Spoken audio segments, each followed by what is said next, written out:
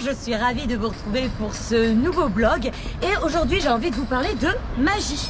Et qui dit magie dit illusion et qui dit illusion dit effet. Et justement c'est ça dont je vais vous parler aujourd'hui. Alors c'est parti!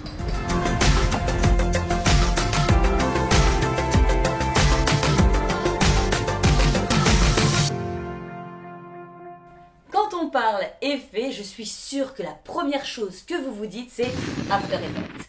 Alors non, enfin oui, vous avez raison, mais pas que. Déjà, un effet, c'est quoi? C'est un phénomène esthétique qu'on recherche et pour ça, on va utiliser certaines techniques. Et dans le contexte artistique, voici les différents effets que nous pouvons avoir. Effet de maquillage, avec les fameuses blessures, monstres, créatures, bref, des transformations qu'on connaît si bien en période Halloween. Les effets mécaniques, également appelés effets pratiques ou physiques, c'est lorsque, vous savez, on utilise des accessoires comme des maquettes de paysages, de décors ou de la pyrotechnie. Les effets chimiques qui rejoignent en soi la pyrotechnie, dans le sens qu'ils sont utilisés pour causer des incendies, des explosions, finir le décor, faire de la fumée, ou changer de couleur, vous savez, dans les potions, là, dans certains films. Et enfin, pour finir, les effets vidéo ou informatiques, les fameux After Effects. Il faut savoir que tous les effets spéciaux sont produits lors de 3 étapes. La pré-production pendant le tournage et la post-production. En effet, l'effet maquillage se fait donc pré-production parce que ça coule de source, hein, il faut se maquiller avant de tourner. Regardez-moi. Vous le valez bien. Les effets mécaniques et chimiques se créent au moment du tournage et l'effet vidéo se fait post-production. Et c'est sur ce point-là que je vais m'attarder un peu plus en profondeur maintenant.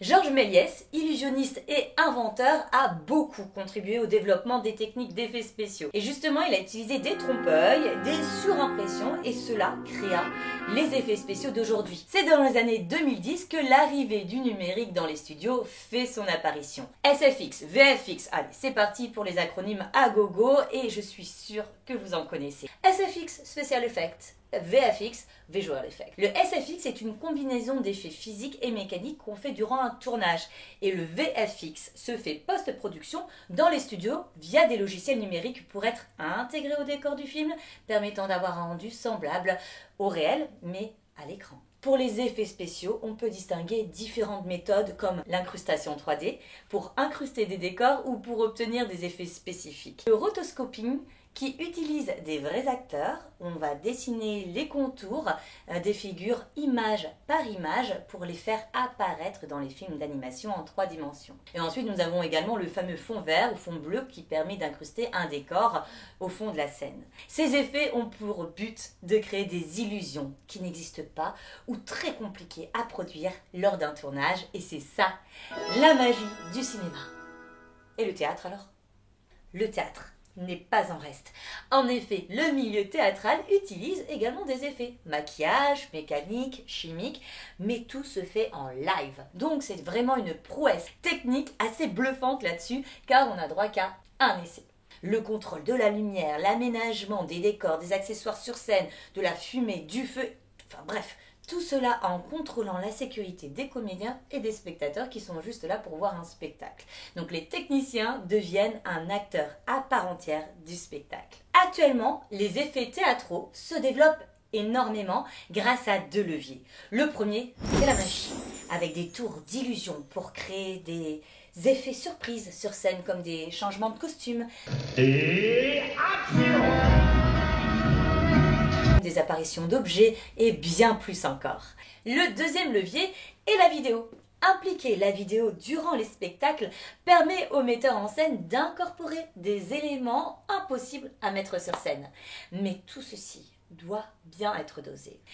De plus en plus de spectacles mélangent les deux de façon somptueuse. Et la dernière en date est Le Mime et l'Étoile, joué au Puy du Fou, et c'est une claque monumentale. D'ailleurs, il a été élu meilleur spectacle du monde en 2024. Je l'ai vu et je l'approuve 1000 fois. Maintenant, vous voyez que les effets font la part belle dans le milieu culturel. Rajoutez à ça l'intelligence artificielle, alors à ce niveau-là, on va dépasser les frontières du réel. Reste que la chose la plus vraie et la plus magique, c'est l'expression que chaque comédien, actrice émette le temps d'un instant devant un public attentif et bienveillant, comme vous là maintenant. Alors mille merci d'avoir regardé cette vidéo et j'espère qu'elle vous a plu. Soutenez la chaîne avec un like, un abonnement et moi je vous dis au mois prochain pour une nouvelle vidéo encore plus magique. Allez, ciao!